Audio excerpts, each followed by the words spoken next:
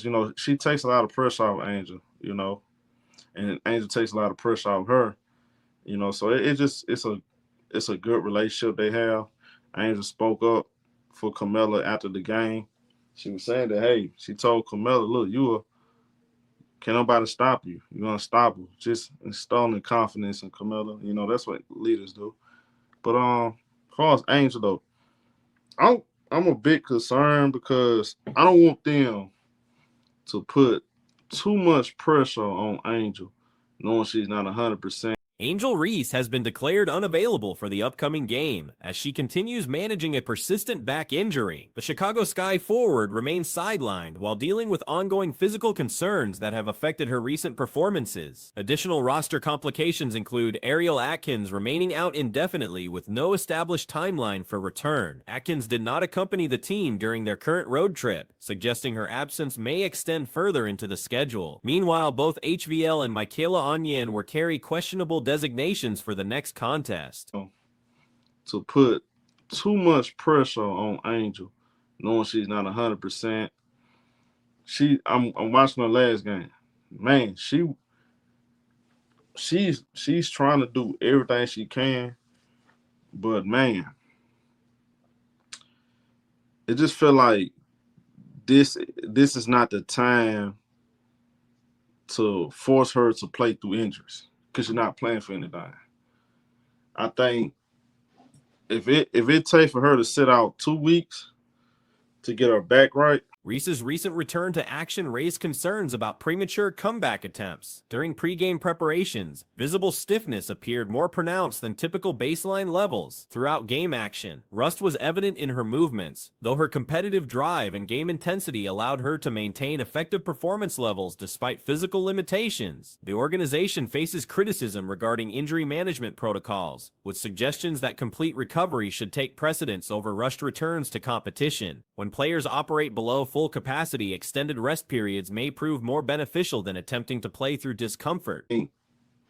If it takes for her to sit out 2 weeks to get her back right, back to 100%, so what? Do it. The focus the rest of the season should be about developing Maddie Westbell, HVL, Camila Cardoso, Angel. And if you're Chicago, you want to establish a identity before this season ends. You need to focus on building the identity. Current roster construction presents additional challenges for the franchise. The decision to sign Civi and release Mo created speculation about organizational planning and future roster expectations. These personnel moves suggest potential uncertainty regarding Atkins' return prospects. Though official statements remain limited, Reese has battled multiple injury concerns throughout the season, including back, hand, and leg issues that have accumulated over time. The physical toll of consistent play while managing various ailments places considerable stress on the sophomore player's body and overall performance capacity. You need to focus on building the identity. Don't focus on you want to try to win games too, but I think at this point, man, we have to be realistic. You have to set realistic goals at this point. Focus on developing HVL, Angel, Camilla, Maddie Westfield. Play HVL as much as. The team's disappointing season performance adds complexity to individual player situations. Initial playoff expectations have not materialized due to inadequate roster construction and systematic issues that extend beyond individual contributions. This reality creates frustration for players attempting to elevate team success despite organizational limitations. Camila Cardoso has shown improved performance when paired with Reese, as their complementary skills reduce individual pressure on both players. Their partnership creates mutual support systems that enhance overall effectiveness for both forwards when healthy and available. Leadership qualities emerged in recent games, with Reese providing encouragement and confidence-building communication to teammates. Her vocal support and positive reinforcement demonstrate veteran-level leadership despite her relatively short professional experience. Medical staff must carefully balance player desires to compete against long-term health considerations. Forcing participation while dealing with significant injuries during non-contending seasons creates unnecessary risk without meaningful competitive benefits. Strategic focus should shift toward developmental priorities for the remainder of the season. Key players including Westbell, HVL, Cardoso, and Reese require adequate opportunities to build chemistry and establish playing identities before next season begins. Current rotation patterns raise questions about developmental philosophy and future planning. HVL specifically needs increased playing time to accelerate her growth trajectory, particularly given the absence of G League alternatives for extended development opportunities. Coaching decisions regarding player utilization suggest confusion about individual roles and optimal lineup configurations. Attempts to reshape natural scoring talents into traditional point guard responsibilities may hinder rather than enhance player development progress. The organization appears disconnected from obvious roster needs and strategic adjustments that could improve both immediate performance and long-term prospects. Fan frustration reflects broader concerns about organizational competence and strategic vision. Clear communication and demonstrated progress toward identified goals could help rebuild confidence in franchise leadership and future direction. Recovery timelines should prioritize complete healing over immediate availability, particularly for key players dealing with multiple injury concerns. Short-term competitive sacrifices may yield superior long-term health and performance outcomes. Developmental focus during remaining games could provide valuable insights into player capabilities and optimal role assignments for future seasons. This information would prove invaluable during off-season planning and roster construction decisions. The Washington Mystics delivered a commanding 10-386 victory over the Chicago Sky, featuring standout performances from rookie players that overshadowed individual statistics from opposing veterans. This contest highlighted ongoing debates about individual achievements versus team success in professional basketball. Angel Reese recorded her 11th consecutive double-double with 22 points and 13 rebounds during 28 minutes of action. Despite these personal accomplishments, Chicago suffered another decisive defeat that extended their disappointing campaign and reinforced questions about their defensive systems. The Sky's season record deteriorated to 7 wins and 19 losses, placing them last in playoff contention and 6 games removed from postseason qualification. Their recent struggles included a 6-game losing streak that began before Reese returned from back injury. Sonia Citron and Jade Melbourne created franchise history by becoming the first Washington rookie duo to both score 20 or more points in the same contest. Citron contributed 28 points while Melbourne added 22 points and 10 rebounds, demonstrating exceptional development for first-year players. These performances completely overshadowed Chicago's veteran roster and exposed significant defensive weaknesses. Washington accumulated 52 paint points, indicating substantial interior defense failures despite Reese's presence as the primary post defender. Reese converted 6 of 16 field goal attempts while earning 11 free throw opportunities, making 10 successful attempts. However, her 5 personal fouls limited effectiveness and contributed to defensive breakdowns throughout the contest. The Mystics rookies specifically targeted Chicago's interior defense and succeeded in exposing vulnerabilities that have plagued the organization throughout the season.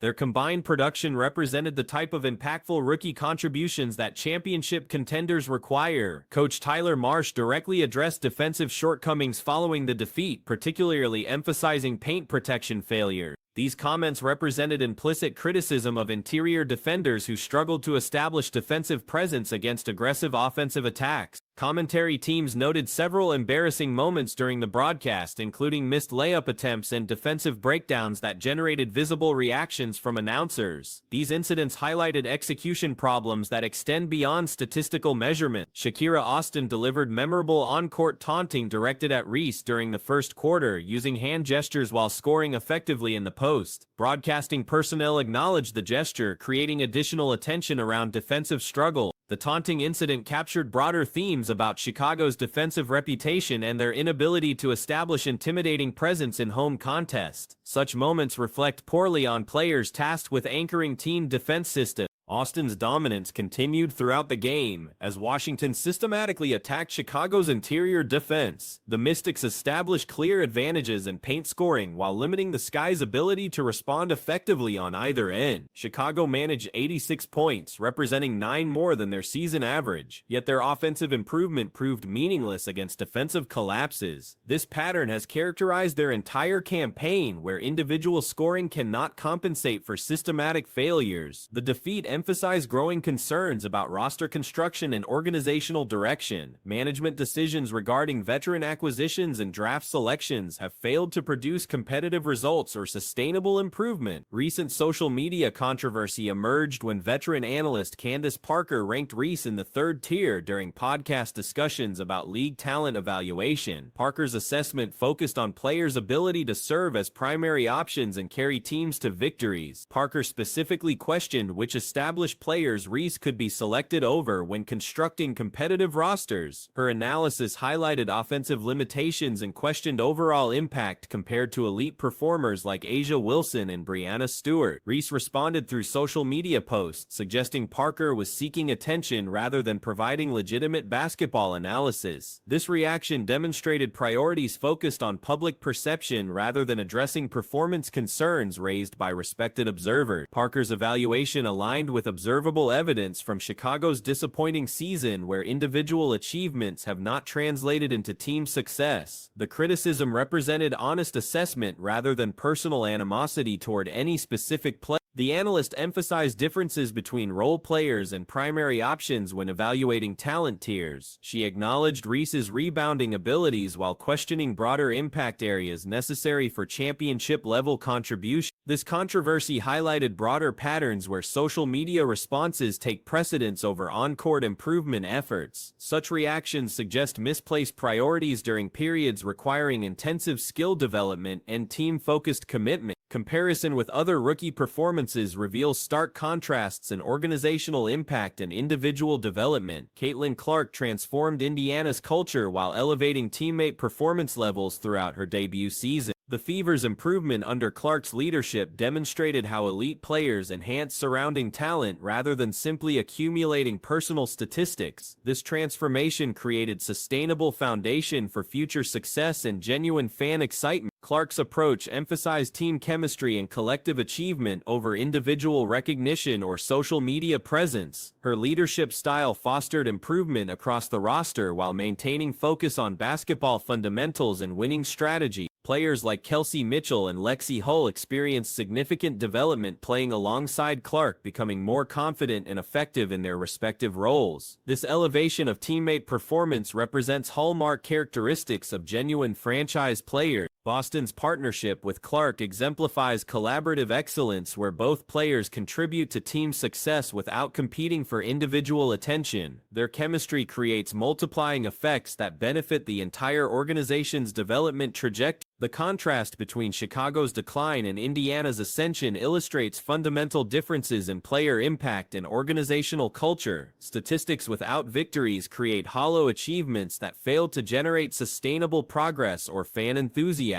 Washington's rookie success story demonstrates how emerging talent can immediately contribute to winning basketball when properly integrated into functional systems. Their performances against Chicago represent validation of their development and future potential. The Mystics' competitive positioning reflects organizational commitment to player development and systematic improvement.